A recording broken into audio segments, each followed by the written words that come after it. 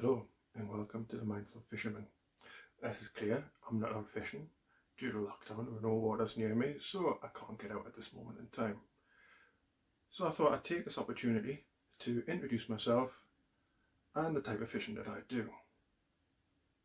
Now, I'm a general all-round angler, do cover a little bit of everything from saltwater fishing, but mostly freshwater fishing. I'll be doing everything from game fishing, coarse fishing, and predator fishing through a little bit of carp fishing.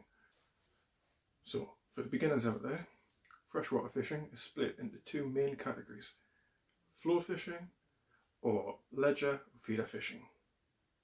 Now I thought I'd talk a little bit about the types of floats and the types of feeders and ledgers that I use in this video. First, we're going to talk about float fishing. Now, if you visit any tackle shop, you'll find that there are absolutely dozens of different types of floats. Personally, I split mine into three categories: river floats, stillwater floats, and big floats. Now, big doesn't necessarily mean that the float itself is big. For me, big float can mean a float that I use to suspend a big bait, such as a dead bait for predator fishing, or a large float itself for large waters, something you can cast a long way, such as the kind of float that you would need to use on a reservoir. We will be looking at those floats in future videos, but right now I thought I would take you through my floats and the kind of floats that I like to use.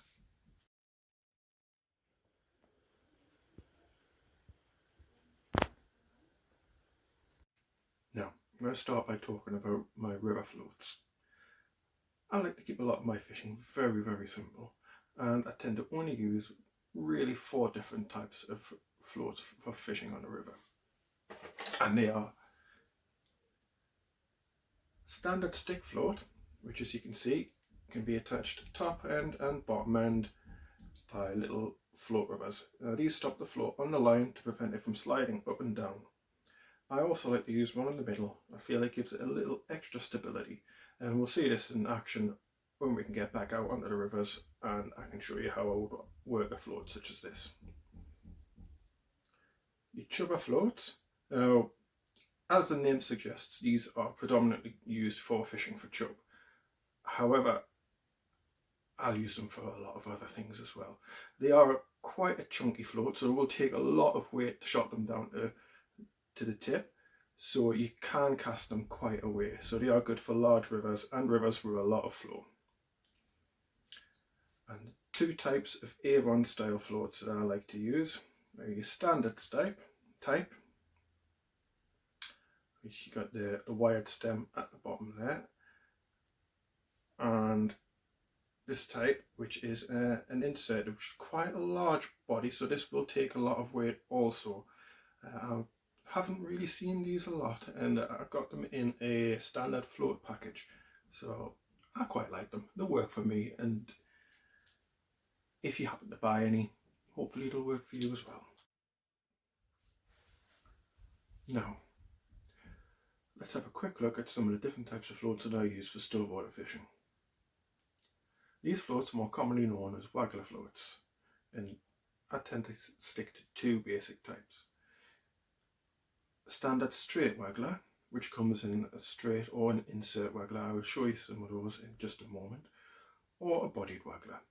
You can get a whole variety of different types of floats for fishing still waters that go way beyond these. I tend to keep it very simple. So let's have a look at some of the straight wagglers that I use. So you've got standard straight waggler, which obviously these are the plastic ones. Take a lot of weight, very buoyant. You can cast them a nice distance. Or you've got the wooden style. These also come in the insert variety. As you can see, they go narrow at the top, so you can shot it down to just that little bristle is showing, a lot more sensitive. So those are the 2 main types of straight waggler floats that I use.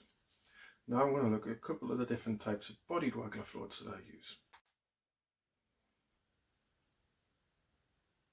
Okay, so let's have a look at some of the different types of body wagglers that I use.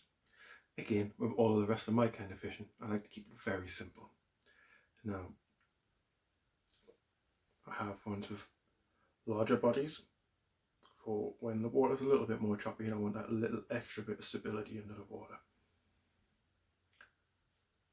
And again, the old wooden style floats with a much smaller body. Now this will take a little bit more weight, but obviously a smaller body won't offer quite as much stability. Okay. And then we have these two. Now these are much smaller than the other types of body wagglers that I use. And I have to admit, I bought them because I like them. Nothing more than that. This one, as you can see, it's a plastic crystal design. It's actually called a puddle chucker. I don't know whether you can see that on the film there, but it carries its own extra bit of weight here, so it's already preloaded, so it won't take a lot of weight to shot this down. And this one is 3.5 grams, so this float will cast a long way even though it's only a very small float. And again, this one, it's of a balsa wood variety, so it's a little bit more buoyant, and you've got a much narrower stem going up to almost like a, what they call it, a drift beater tip.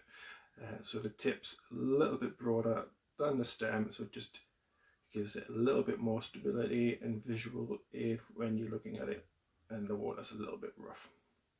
So those are the other two types of body waggler that I use in my fishing. Now let's have a look at some of my big category floats. We'll start with the type of float that I like to use on a reservoir. Now, a lot of my reservoir fishing is done for trout, and a lot of people in these situations will use a bubble float. Personally, I try and avoid the bubble float if I can. I think it's a little bit too buoyant. Yes, you can get a casting distance with it, but it does offer a lot of resistance, and I just like to try and keep away from it. So the main types that I use are types such as this, which is a very large bodied waggler, and as you can see by the bottom, it is already pre-weighted. Now this will take 2 swan shot to cock it to there. Now that is still a large amount of the stem on shore, so it offers a lot of visibility against a large body of water such as a reservoir, and the large body offers a lot of stability underneath rougher waters. We've got this type, which is very basic. You may have seen them in the likes of Home Bargains and B&M's, and to be honest, a lot of the more serious fishermen will discard these as rubbish. I quite like them. They're very, very light. They're hollow plastic, so they take a lot of weight as they are very buoyant, so they are perfect for use such as on large bodies of water such as reservoirs. And finally, a new addition to my collection. It does, at a glance, you would think that's very large body on this float, but you would be actually mistaken. This is a maggot feeder float. So what we would do is we'd fill this compartment here up with maggots, close it up again, cast this out. Now this is a 15 gram float, so this will fly like a dart. And then as this is in the water and your hook bait is suspended beneath it, it will slowly trickle a stream of feed down over your hook bait, hopefully drawing the fish up to take your offering. So those are the 3 main types of floats that I would use on a large still water such as a reservoir.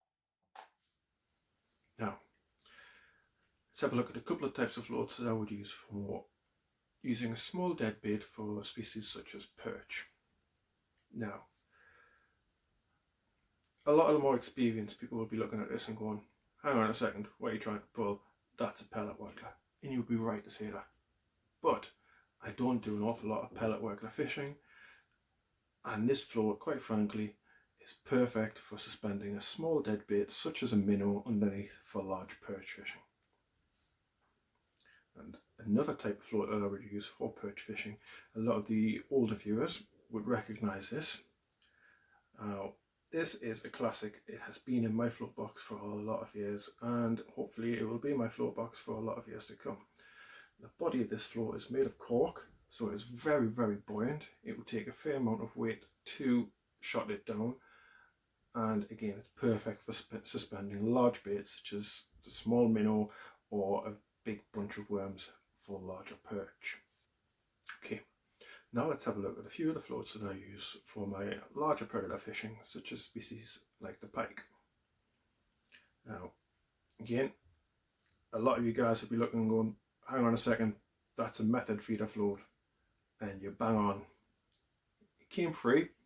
I wouldn't normally use it, but it makes a perfect waggler for a pike float. And as it does still have that method section on the bottom, it's great for putting a small ball of ground bait around, which will trickle in a little bit of loose feed, hopefully offering a free meal to any of the bait fish in the area, subsequently hopefully luring in the pike. Great waggler for pike fishing, highly recommended. These are a few of the inline pike floats that I use. Now, this one is a 5 gram float, has a bit of more buoyant tip to it, and the line runs through the centre and out through the side. Very good on rivers, equally as good on still waters. Hope to show it in action in some of my future videos. A more standard style of pike float. A lot of the more experienced pike anglers will probably recognise this kind of float again. The line goes through the middle, takes a few SSG, swan shot to cock the float, can suspend a dead bait nicely, very buoyant, very good float. And very similar design, but as you can see on this one, I've been lazy at the end of a session and thought, well, why unclip it? I've got the shot that it requires there, I've got the bead ready, so when I do come to fish again for pike, if I want to use this float, all I need to do is thread the bead on, thread the float on. I already have the shot, and all I need to do following that is tie a stop knot. We will go into tying stop knots in a future video, don't worry about that. This great little float, caught me a few pike. Can't go wrong really, can you? Now, that was a little bit on the types of floats that I use. Now, as important as the float is equally as important is how you store the floats. Now, a lot of the more professional anglers will keep their floats nice and neat and tidy in very nice little float boxes, little foam cutouts, so each float has its own place and it's nice and safe. Personally, I don't use one of those.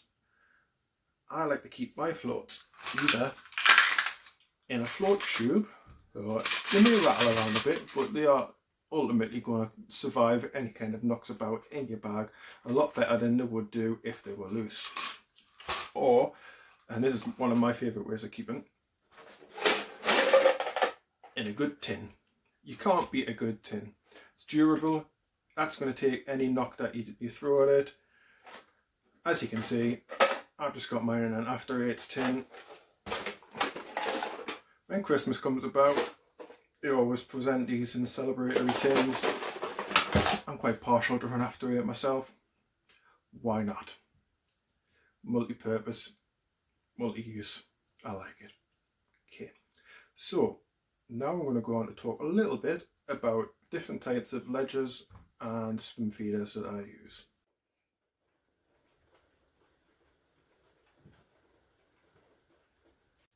Alright, so now we're going to have a look at a few different types of swim feeders and ledger weights that I use for my fishing. So, first, we're going to have a look at the two different types of swim feeders. Now, a swim feeder is basically a device that you thread onto your line and you either fill it with maggots or you put ground bait in it, and it then offers a bed of attraction and a bed of bait to lure the fish into your swim.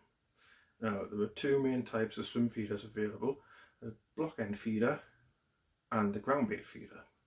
So I'm going to start by looking at a couple of different types of the block end feeders that I have in my collection.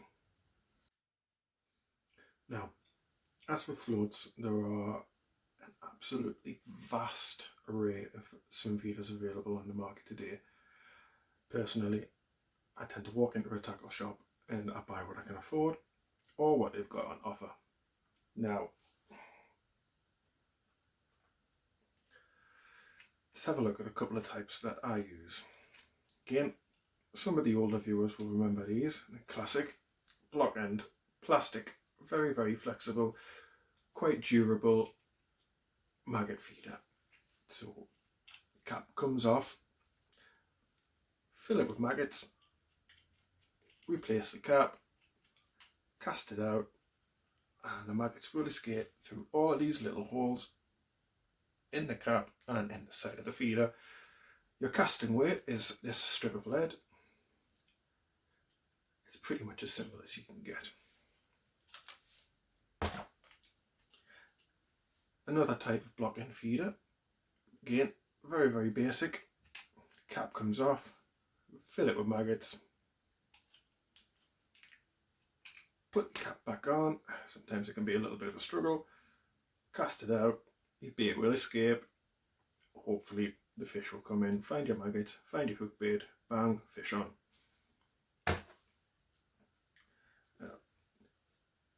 This is very similar design. Cap comes off as per the others, except this one, when the cap comes off, the feeder comes away from the cap completely, allowing you to fill it, replace the cap and cast out. This cap is quite firm fitting, so don't worry, it won't fly off during the cast, or at least it shouldn't. I haven't had any fly off yet. This is a significantly heavier feeder. This is a 35 gram feeder, so I would use this potentially on a river when there's a little bit more flow, or if I'm fishing a large still water and I wanted to get to the bottom very quickly. Now, a couple of the other types of feeders that I use are this one, which is the Drennan feeder bomb, and this is in 16 grams. Now, the difference being you have your eye at this end of the feeder, and when it comes to filling this up,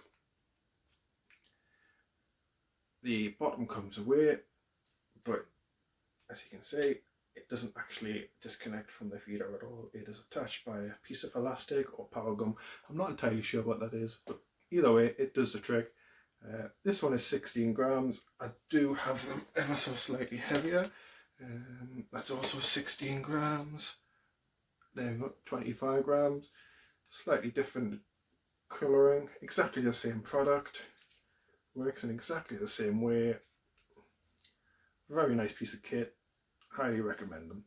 Cast like a rocket. And some of the smaller feeders that I use, as I do fish a lot of very, very small streams, and also they are quite useful on small lakes as well, are these ones. Now this is a Fox size 4 7 gram. I'm not entirely sure what the specific name of them are, but as you can see, this has these little veins on the side, and although it's only a 7 gram feeder, this will cast like a rocket. The holes on the top and the bottom are adjustable, so you can restrict the release of bait, and again, the cap will either come off on a hinge, or if you're a little bit heavier handed like me, you can take it off completely. Now, I don't think that I don't think the bottom comes off. You can't convert these into a cage feeder. Now, some of the older ones, such as these, you can, if you remove that lead strip, you can turn that into an open-ended feeder, which we will be touching on in a moment. Again, the same with this one. You can take off the top, you can throw it at yourself. It's going to make me out to be a liar. There you go. Take off the bottom, and you've got a very functional open-ended feeder which you can use with ground bait either on a lake or on a river. And that is the block-ended feeders in my collection. Now let's have a look at some of the ground bait feeders that I use. Okay, so now let's have a look at some of the ground bait feeders that I use. Again, as with most of my fishing, as you'll find out if you continue to watch my videos, very basic. I tend to default to a standard cage style ground bait feeder. The holes in these are a nice size, and the feeders themselves in general, I've never found a reason to change. The two main types that I use are the plastic type, which obviously try not to use on rivers because we don't want to, rivers can be quite often be quite snaggy and we don't want to be adding more plastic into our rivers now, do we? Or the wire type cage feeders. Now these are very useful on rivers because you can flatten them, still holds the same amount of bait but less likely to roll around in the current. Again, I will use a couple of different sizes. These two large ones here are 25 gram, good for a little bit more of a pacey water, or if you want to get it down past all the smaller fish. Again, if I'm fishing a very small stream, we have these tiny little 15 gram Drennan grip mesh feeders. They come with a little swivel for attaching it to your main line. I always like to favour attaching mine via a quick change or a snap link swivel. This means you're not restricted to using the same feeder all day. If you want to change it for a small ledger weight or a slightly larger feeder, or even change from an open-ended to a block-end feeder, you have that option available to you. Those are the cage feeders that I use. Let's have a look at something a little bit different. If you're a beginner, you may hear the term method feeder thrown around quite a bit. Method feeders are really useful if you want to offer your bait on top of a very small, very concentrated patch of free offerings. Now, there are two main types of method feeder that I use. Now, they are the inline method, such as this one that I'm having a nightmare with at the moment, yes, such as this one. So the line will feed through the center of the feeder. You will form a mold of feed, ground bait, pellets, whatever your chosen free offering is, mainly ground bait and pellets for this type of feeder around. Now you can do this with your hand, or most of these come with a mold. So you put your line your hook bait in there, put your free offerings over the top, apply your method feeder, give it a squeeze, pop it out, ready to cast. Really good, really effective feeder. I've had a lot of fun using these for bream fishing. Again, hopefully when we're allowed to go out and play again, I get to show you these in action.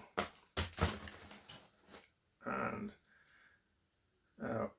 this is another type of method feeder, more commonly used in the carp fishing world. This has weight, as you can see, on the bottom, and it has a cage type design.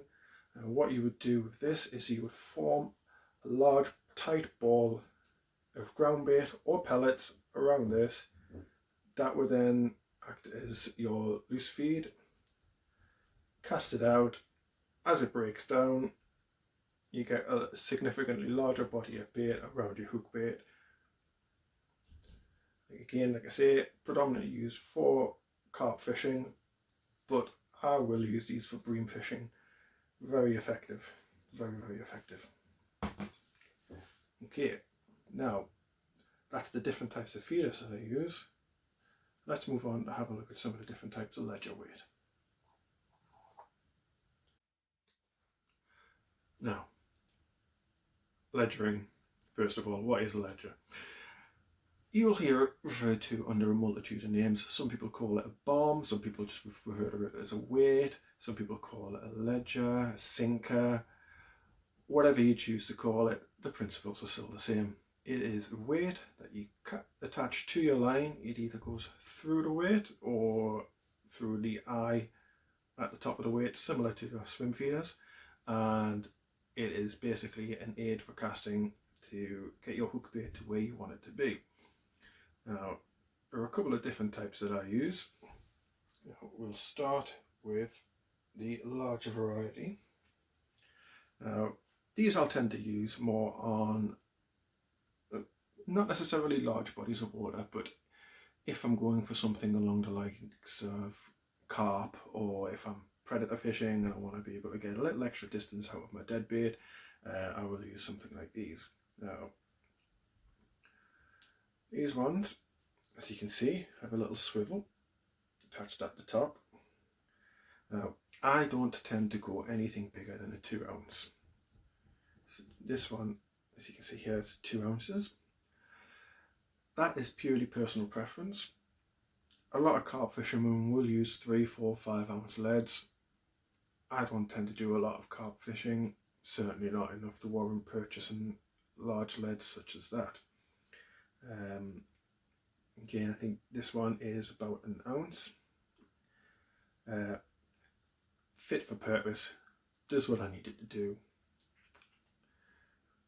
Not much more to say other than that. Now, the other type of weight you can get is an inline weight. Now, this one is a Fox inline, and this is 1 3/4 ounce. Now, as you can see, there's a hole at one end and it goes through the lead. Let's see if I can just pop this out to show you. There we go. So just a little sleeve feeds through the center of your weight. This threads onto your line, and see, this is then free running up and down your line should you choose to have it free running. Some people choose to lock them off and create what is called a bolt rig. Personally, I don't like bolt rigs. Again, just personal preference. Nothing against people who use them. Another type of inline lead, slightly more old school. I don't see a lot of people using them these days, and I am down to my final one, is the coffin lead. Now, this is tiny, absolutely tiny. I will use these on small streams mostly. If the stream's got a little bit more water in than usual, this kind of thing is great because it will sit flat on the bottom. It's not going to roll around in the current. If it's not broke, why fix it? Again, very last coffin lead. If any of you guys know of any way I can buy them again, please whack a comment in. I'll be very interested to find some more. Now, some of the other types of weights that I use for small stream fishing are tiny, tiny little bombs like this. Now, this one, as you can see, is absolutely minute. It is only, that's grams, that's 1/8 of an ounce, and this one is 1/4 of an ounce. For small streams, you don't really need anything bigger than this, to be honest. You're not going to catch giant fish. If your weight's bigger than your fish, for me, kind of defeats the point. And another type of small weight that I'll use are these ones. Again, as you can see, it's very flat, sits nicely on the stream bed, offers very little resistance against the current. Water can flow happily over the top, and this is also 1/8 of an ounce. Very, very small weights, very small water fishing. Okay, so that was a brief overview of some of the different types of ledger weights and swim feeders that I use for my fishing. Hopefully you'll have picked up a few tips from that. Now, I'm briefly going to touch on some of the extra little bits and pieces that I have in my arsenal that aren't necessarily mandatory. Some of them you should have with you. and some of them I like to have because they're just useful. Now, if you are going to go fishing and you're going to go freshwater fishing, first and foremost, the most important piece of equipment before you buy a rod, before you buy a reel, before you buy any of that, is your rod license. Yes, you do need to have a license to fish freshwater.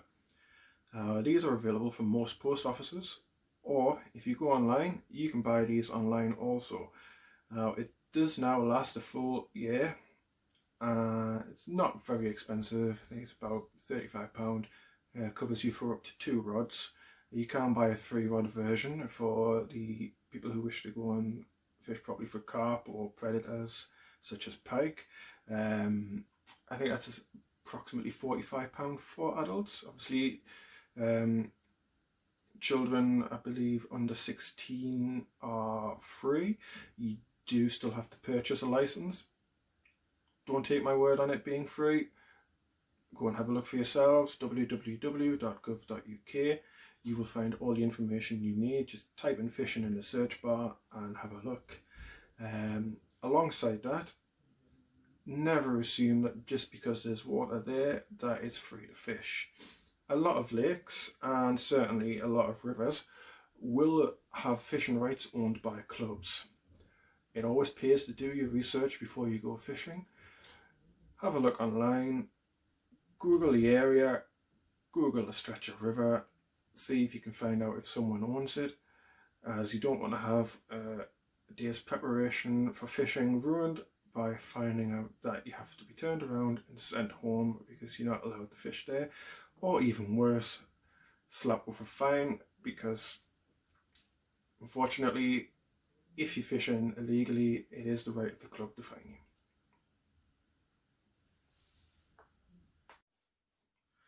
Now, let's have a look at some of the other little bits of useful tools that I keep in my tackle box.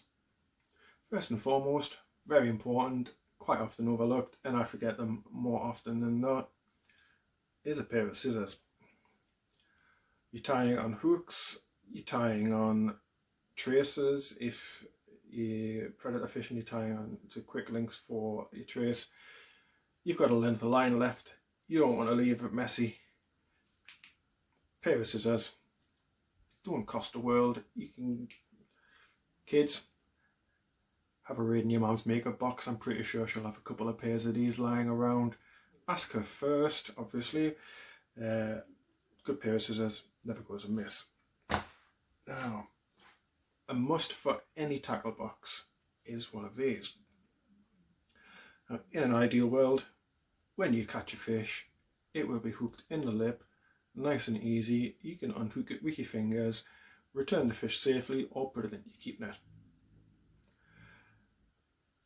On a rare occasion, some of the smaller, greedier fish will take the hook a little bit further down. In these situations, you will need a disgorger. Now, I keep a full range of disgorgers, from the standard size up to larger ones that I use for my sea fishing. Now, normally they are about that size. Nice plastic, bright orange. You're not going to lose this on the riverbank or on the lake bank. A little slit in the side, which you put onto your line, slide it down into the hook, meet the bend of the hook, pop the hook out, hooks out, fish is returned quickly and safely. I will go on to using a disgorger further in future videos.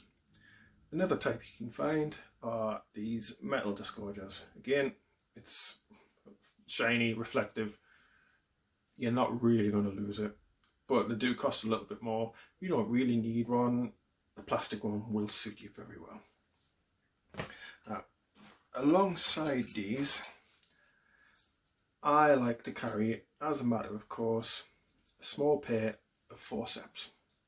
Now, a lot of predator fishing guys will carry these in their tackle boxes. They'll have small forceps for perch, trout, things like that, ranging all the way up to the very big mammoth forceps such as these, which you would use for pike fishing. If you deep hook a pike, you don't want to be putting your hands into the fish's mouth. The teeth are sharp, you'd use your forceps. I like to keep a pair for whatever type of fishing that I do. Never comes in wrong. Now, one other very useful piece of kit that I like to take with me on every fishing trip, again it's something that has been introduced by the carp world, is a fish care kit. Now this one is the Korda Carp Care all-in-one. You can get a whole range of different fish care kits that will cover different areas of the fish, from hook injuries to body injuries. This is an all-in-one, treats mouth and body. Instructions are on the side, quite straightforward. If I can follow them, anyone can follow them. Not that expensive, always worth carrying. Now, like I say, I carry this regardless of whether I'm carp fishing, predator fishing, river fishing, lake fishing for small roach and gudgeon, things such as that. Always worth having in your tackle box. Okay, so that's just a brief overview of the kind of fishing that I do, the kind of kit that I use for that fishing, and hopefully you've enjoyed it. Hopefully you'll follow me in future fishing videos. Once we're able to get out and play again, I will be uploading some from the bank, so we will actually get some fishing action and hopefully a few fish in the net. Like I say, if you've liked it, hit the like button. If there's anything you'd like to see in future videos, stick a comment in. And again, if you'd like to keep appraised of any future uploads, hit that subscribe button. I will be doing more videos. So thank you very much for watching, and hopefully we'll see you next time.